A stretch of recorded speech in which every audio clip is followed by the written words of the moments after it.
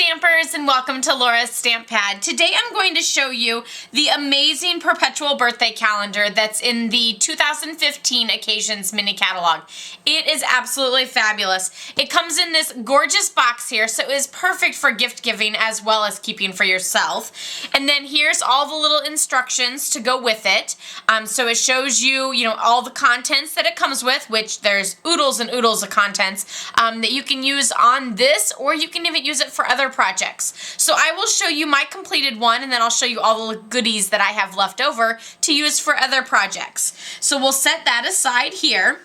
The box does come, it comes blank in a bag, and so you can then add this little, the Perpetual birthday calendar, and then you can add this ribbon too, which makes it great for gift giving, or you could always use this box for another gift and keep the calendar for yourself. So here is the calendar, and it has this nice clipboard, which is quite thick and sturdy, and then it's got the stripes on it and this awesome gold clip here on the top that you can then clip all of your birthday calendars onto. You can also use, the back has a hole on the clip, so you can use that to hang it as well. Here are all of the months. One thing that you do want to note is that each of them are different numbers of days. So some of them have 31, some of them have 28. So it all coordinates with the actual months of the year. Be sure that you're using the correct one before you start decorating the top, because you want to make sure that you have the correct number of days for each month. So here is my January, and actually, I forgot to show you the Perpetual birthday calendar stamp set that coordinates quite well with this is perfect for this, but it's also perfect for scrapbooking or any sort of card making, because you can then use these images as background images for any event that you have or any occasion that comes up, during these different seasons. You can also use these for scrapbooking, which is absolutely fabulous. So it has all the days, all the months of the year. Then there's leaves, hearts, flowers, dots, butterflies, little starbursts, snowflakes, splotches, flowers, again, a different style, a different kind of leaf, and then the stars, and then there's this as well. So I use those for all of my calendars. You can see I stamped the greeting or the month there, and I used the splotch, and then I also used the splotch down here on the corner. And I used this in Pacific Point, and I just stamped and then I stamped off a couple times to get those various shades. Then I used one of the banners that comes with the kit. Since I didn't use Lost Lagoon, which is what the banner was, I went ahead and just flipped that over to make it a nice little white banner. And then I used my sponge dauber to color in that J, so it wasn't just a white J, and so it popped just a little bit more. The February here, I used the hearts, and then it came with this heart image here and the F. It also came with all these little sticker hearts in various sizes as well. So that was super fun and cute to be able to add to the project as well. Then March here, I used the Starburst, and I used it in both Pumpkin Pie and Daffodil Delight, this is actually Crushed Curry. It came with the little banner there, and then the M for March, and I stamped the month, and then I did it down there as well.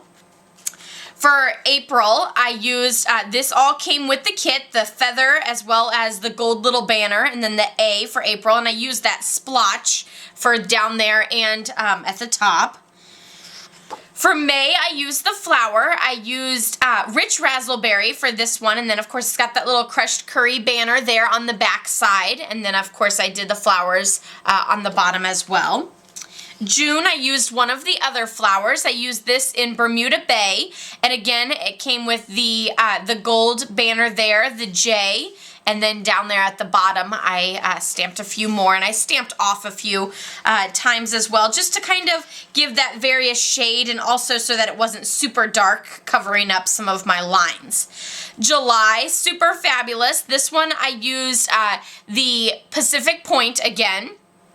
And because I did that, then I flipped my red star over and brushed that with a sponge dauber, and then used the J. And then, of course, all these little sticker stars came with it as well. So I was able to add those fabulous little stickers to that.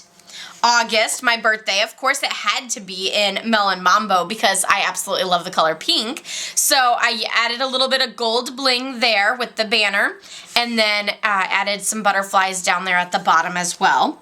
September, I did in, this is actually Tangerine Tango, and then used that chevron in Lost Lagoon that came with the kit, actually, and then added the little S for September and the date, or the month, sorry, and then added a few there at the bottom. October I did in just the dots, and this one I did in Old Olive. I used one of the yellow stars, and then did a few there at the bottom. And then because I used that yellow star there, I added some of the yellow adhesive, self-adhesive stickers that came with the kit too, because there was quite a few in the kit. Then this one is November. I used the chocolate chip to do all of the little background leaves, and then added this beautiful little feather there with the gold banner and the letter N, and then did that at the bottom.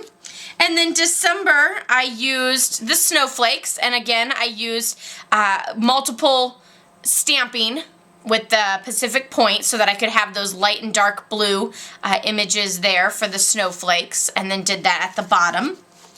So that is all of the different calendars. With all the leftovers, of course, you have all of the letters of the alphabet. So you can see here, I did that one. I added a little bit of color with some of my sponge daubers, and then peeled the sticker off. That was for March. So you can do that, or you can leave them just a regular white there.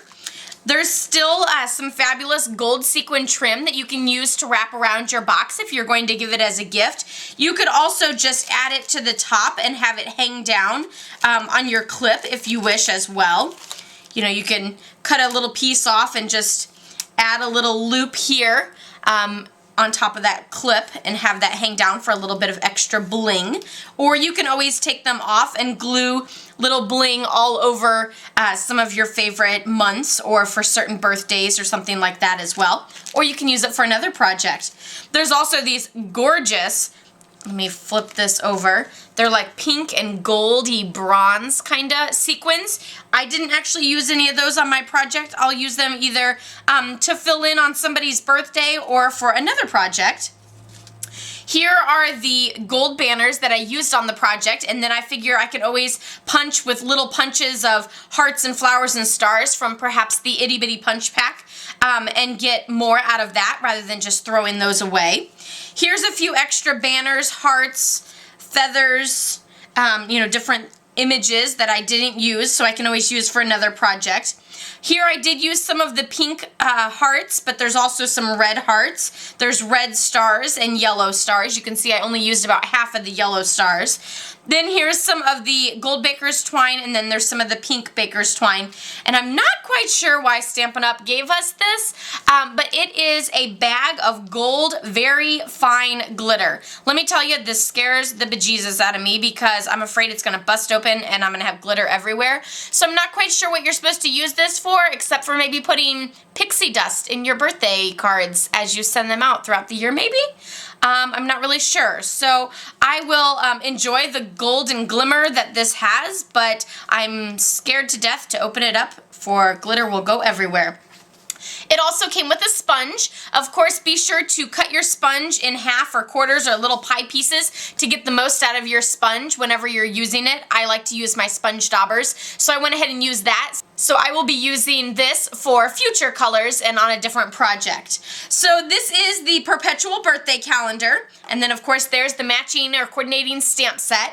I hope that you enjoyed this little tutorial using this Perpetual birthday calendar kit, and be sure to get one of these. You can always check out my blog for more videos and photos of this project at laurastamppad.com, and be sure to give it a thumbs up. Happy stamping!